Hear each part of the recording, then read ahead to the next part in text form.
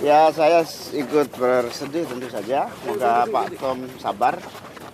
Moga-moga kuat. Ini apakah ada indikasi kriminalisasi dari Pak? Saya nggak tahu. Jika mengingat lawan politik kan Nggak tahu saya.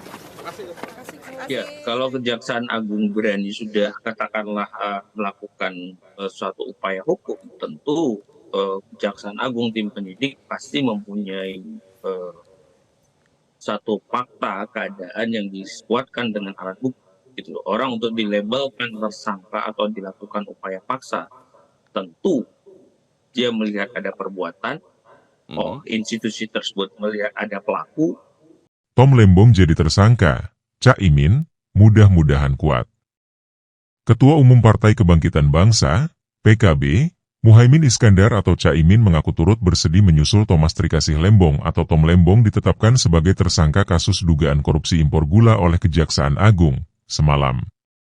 Ya, saya turut bersedih sebenarnya, kata Cak Imin singkat di Kompleks Istana Kepresidenan, Jakarta Pusat, Rabu, 30 Oktober 2024. Menteri Koordinator, Menko, Bidang Pemberdayaan Masyarakat ini berharap mantan anggota tim sukses pasangan Anies Baswedan Muhaimin di Pilpres 2024 itu tetap kuat. Semoga Pak Tom sabar, mudah-mudahan kuat, ya ucap dia. Kendati begitu, Cak Imin enggan berkomentar lebih lanjut penetapan tersangka itu syarat dengan indikasi kriminalisasi oleh penguasa. Ia mengaku tidak tahu-menahu mengenai hal tersebut. Saya nggak tahu, ada kriminalisasi atau tidak, tutur Cak Imin. Sebagai informasi, Kejagung menetapkan Tom Lembong sebagai tersangka bersama dengan CS, Direktur Pengembangan Bisnis pada PT Perusahaan Perdagangan Indonesia, PPI, periode 2015-2016.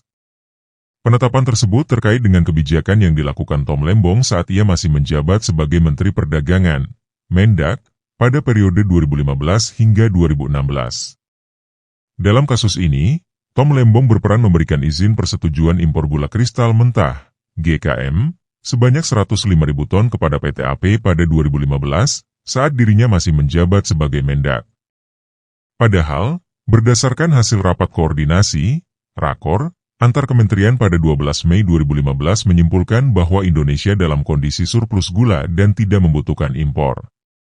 Namun, pada 2015, Tom Lembong sebagai Mendak memberikan izin persetujuan impor, PI, gula kristal mentah sebanyak 105.000 ton kepada PT AP untuk mengolah GKM menjadi gula kristal putih, GKP. Kata Direktur Penyidikan Jaksa Agung Muda Pidana Khusus, Dirdik Jampitsus, Abdul Kohar, Rabu, 30 Oktober 2024. Penetapan Tom sebelumnya dikomentari pula oleh Anies Baswedan. Diketahui, Tom merupakan wakil kapten tim nasional Anies Muhaimin pada Pilpres 2024.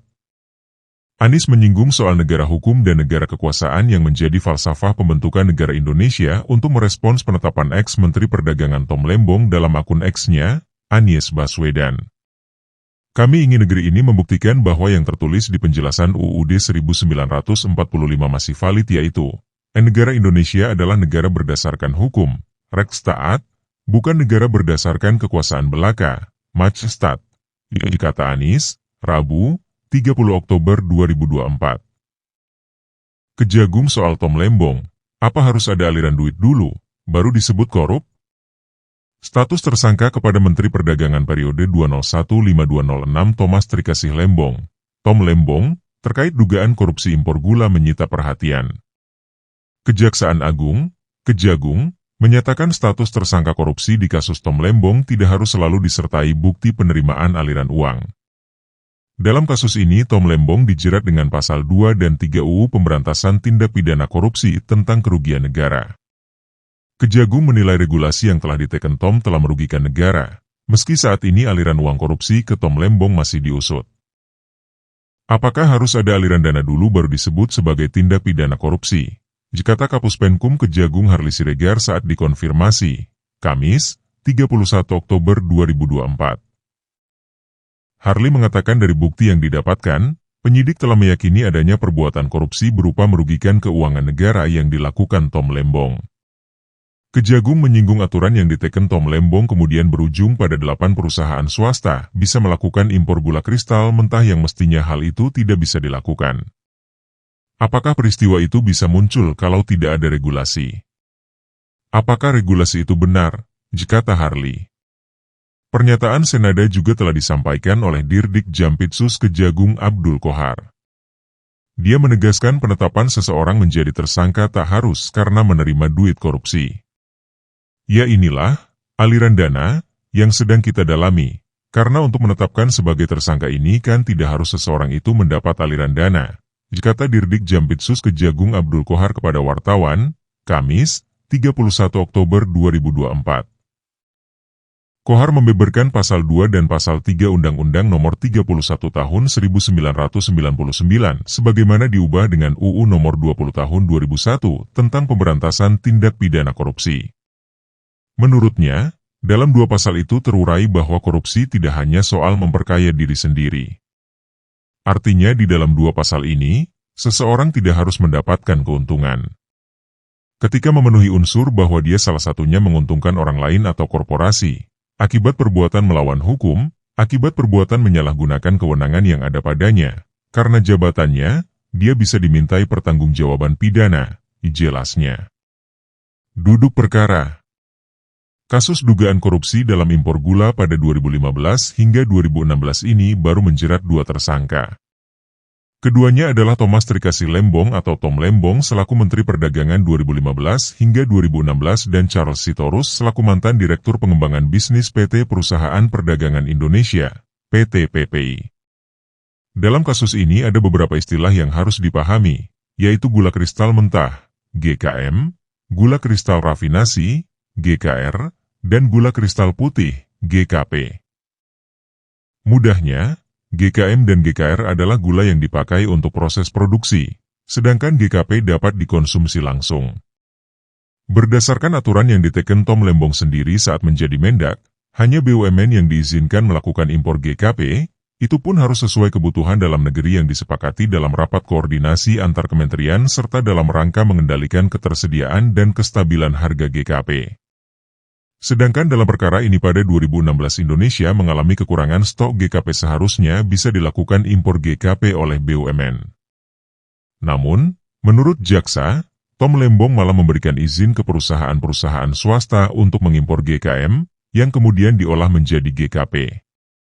Jaksa mengatakan Tom Lembong menekan surat penugasan ke PT PPI untuk bekerja sama dengan swasta mengolah GKM impor itu menjadi GKP.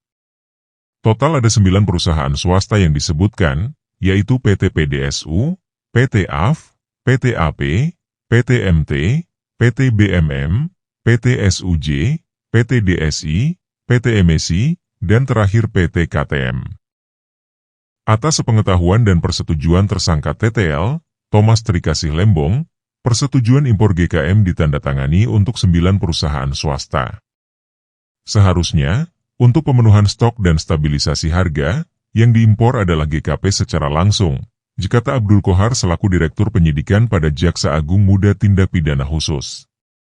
Setelah perusahaan swasta itu mengolah GKM menjadi GKP, PT PPI seolah-olah membelinya. Padahal yang terjadi, menurut jaksa, GKP itu dijual langsung oleh perusahaan-perusahaan swasta itu ke masyarakat melalui distributor dengan angka Rp3.000 lebih tinggi dari harga eceran tertinggi, HET. Dari pengadaan dan penjualan GKM yang diolah menjadi GKP, PT PPI mendapatkan fee sebesar Rp105 kg.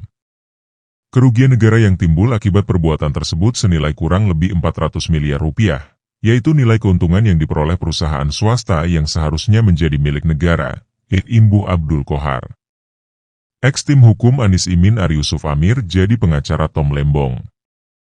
Mantan Ketua Tim Hukum pasangan Anies Baswedan Muhaimin Iskandar, Amin, di Pilpres 2024, Ari Yusuf Amir menjadi kuasa hukum Thomas Trikasih Lembong atau Tom Lembong dalam menghadapi kasus dugaan korupsi impor gula.